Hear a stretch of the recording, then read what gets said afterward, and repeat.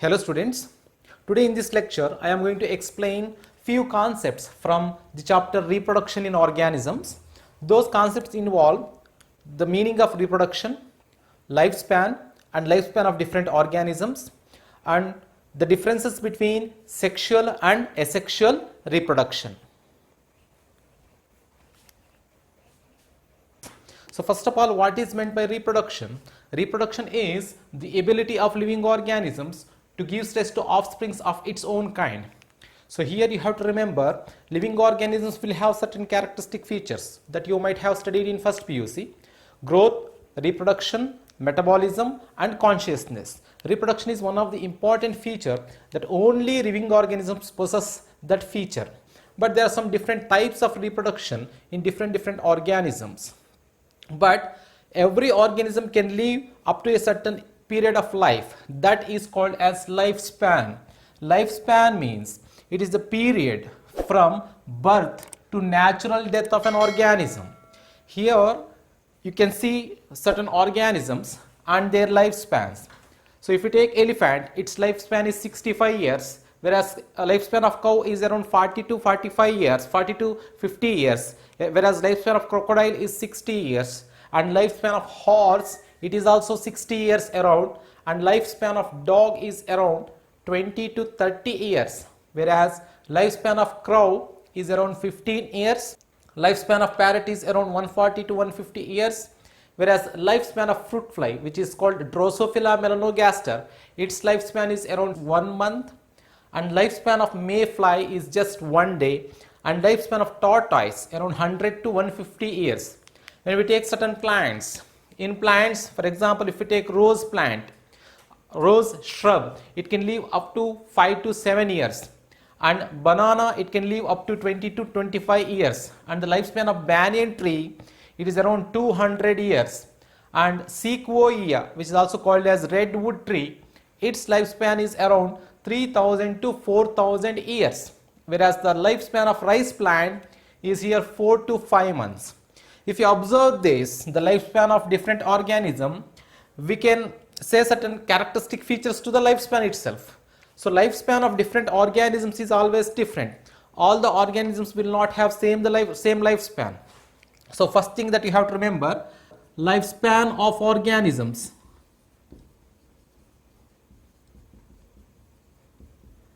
is different.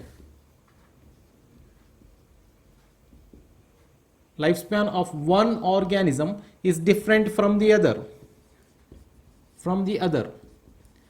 which means lifespan of all the organisms is not the same.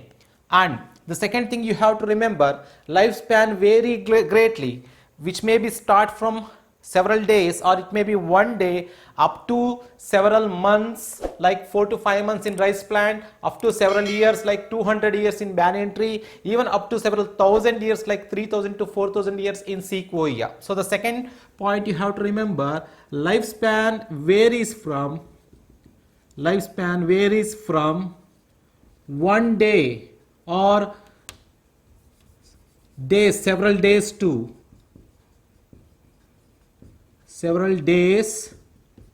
few thousand years. This is the second assertion that you have to remember about the lifespan. Whereas third assertion means third point that you have to remember lifespan is, if you compare the lifespan of different organisms, you can see here the lifespan of crow is 15 years and the lifespan of parrot is around 140 years. Here cow and parrot, generally they are of same size, but their lifespan vary greatly. One is having a lifespan of 140 years, but the crow is having only around, its lifespan is around 15 years. And you can also take, like for example, lifespan of elephant is 65 years. We cannot say that. Larger animals will have greater lifespan, smaller animals will have lesser lifespan. We cannot say that, because parrot is smaller when compared to the elephant, and its lifespan is 140 years and elephant lifespan is 65 years. So the third assertion or third point we can say about lifespan is the lifespan does not correlate with the size of the organism. Lifespan does not correlate with the size of the organism. But what factors decide the lifespan of an organism? The main factors that can decide the lifespan of the organism is the factors that can decide the lifespan of the organism. Generally, it's genetic factor, its physiological factors,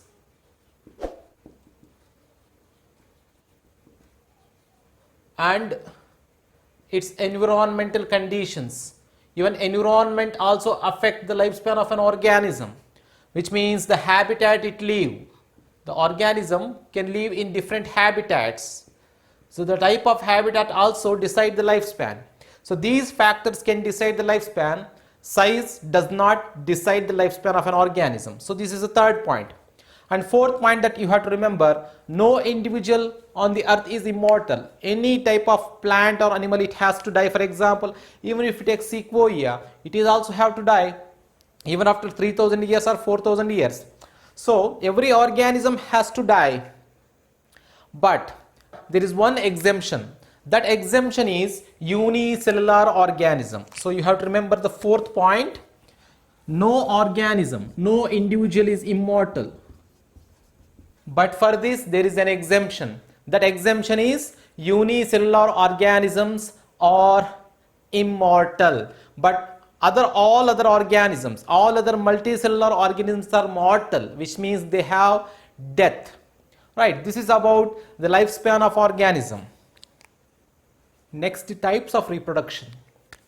Reproduction in living organisms is classified into two major types.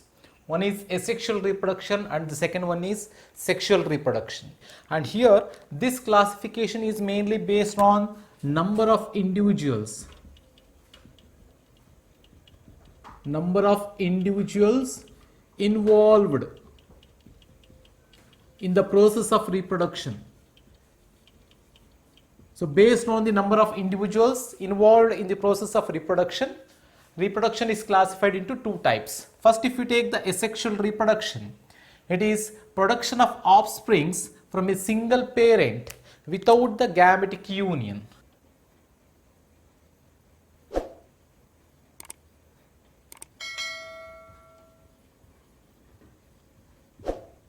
Whereas sexual reproduction, it is the production of offsprings from two parents, means it is biparental. Simply we could say the production of offsprings by the formation and fusion of gametes. This is what sexual reproduction. So in this topic I am just comparing, and we could say there are so many differences between sexual and asexual reproduction. First of all, if you take asexual reproduction is uniparental, which means a single parent is involved in asexual reproduction. And second most important point you have to remember, there is no gametic union. So gametes are not fused. There is no gametic fusion in case of asexual reproduction. And because of the not involvement of the gametes, the offsprings that are formed by asexual reproduction are called clones. Why these are called as clones? The main reason is the offsprings are genetically and morphologically, they are identical to parent. They are identical to parent and among themselves. So hence the offsprings are called clones. And the main type of cell division that is involved in asexual reproduction is mitosis. So mitosis and no gametic union. These two are the reasons for this. Means offsprings produced by asexual reproduction called as clones. So the main reason for that is, first reason, there is no gametic union. So they just get the genetic material from a single parent. And second reason, mitosis. So mitosis is the equational cell division, and there is no recombination and there is no crossing over in mitosis. These are the reasons why the organisms or offsprings formed from asexual reproduction are called clones. And the fifth point that you have to remember, this asexual reproduction is a simple method of reproduction, and it is very common in lower group of organisms like unicellular organisms, and as well as in the organisms with simple body organization like algae, fungi, and as well as lower animals like invertebrates. So in these organisms you could see the asexual method of reproduction. And for example, if you take in algae and fungi, generally they resume to sexual method of reproduction before the onset of adverse condition. So you have to remember, the algae and fungi, they resume to sexual method of reproduction before the onset of adverse condition. Before that, they reproduce by asexual method. And sixth point that you have to remember is, in asexual reproduction, rate of formation of offspring is fast, means more number of individuals are formed in asexual reproduction. So these are the characteristic features of asexual reproduction.